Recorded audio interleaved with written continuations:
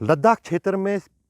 14,000 से 18,000 फुट की ऊंचाई में जहां भी आप जाएंगे, जिस पहाड़ पर भी आप चढ़ेंगे, आपको ये पेड़ हर जगह दिखेगा। कुछ साल पहले तक इस पेड़ पर उगने वाले इस फल की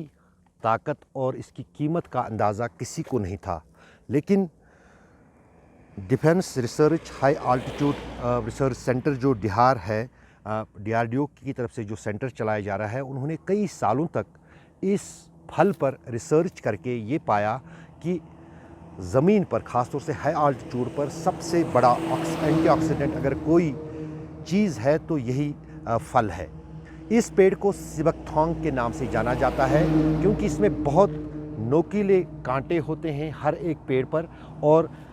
ये आमतौर से लद्दाख के अलग अलग क्षेत्रों में अपने खेत खलिहानों को जानवरों से बचाने के लिए बाड़ के तौर पर इस्तेमाल किया जाता था। लेकिन जब इस फल की ताकत का अंदाज़ा और इसकी कीमत और इसकी क्वालिटी को परखा गया तो उसके बाद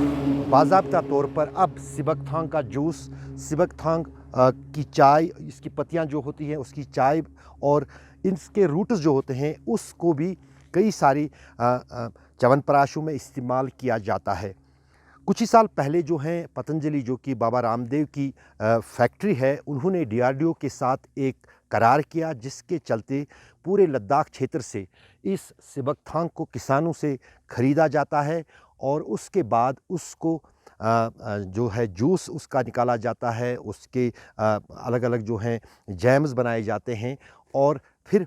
देश के बाज़ारों में इस प्रोडक्ट को पहुंचाया जाता है। बहुत काफ़ी डिमांड है इस सिबकथॉन्ग के चाय की भी और सिबकथॉन्ग के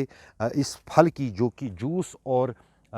बाकी जैम्स में इस्तेमाल किया जाता है। लेकिन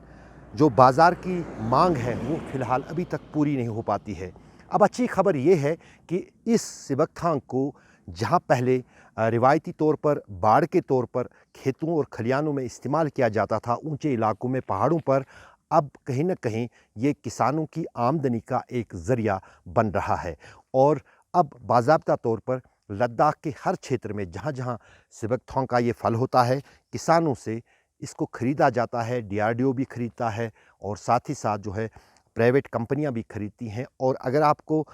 इसके रेट का अंदाज़ा होगा तो पहले जब इसकी कीमत कुछ नहीं थी, अब किसानों के लिए आमदनी का एक बड़ा ज़रिया ये बन गया है। इसकी कहानी भी दिलचस्प है। दरअसल DRDO को तब पता चला कि इस पर रिसर्च किया जाए जब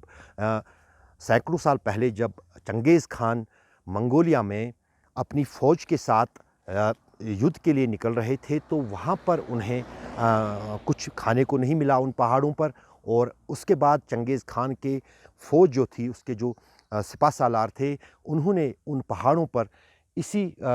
फल को खाना शुरू कर दिया और उन्हें महसूस हुआ कुछ दिनों के बाद कि न सिर्फ उनकी एनर्जी में इजाफ़ा हुआ, बल्कि साथ ही साथ उन्हें लगा कि काफ़ी ताकतवर ये फल जो इन पहाड़ों में हैं उनके लिए साबित हो रहा है। और उसके बाद ही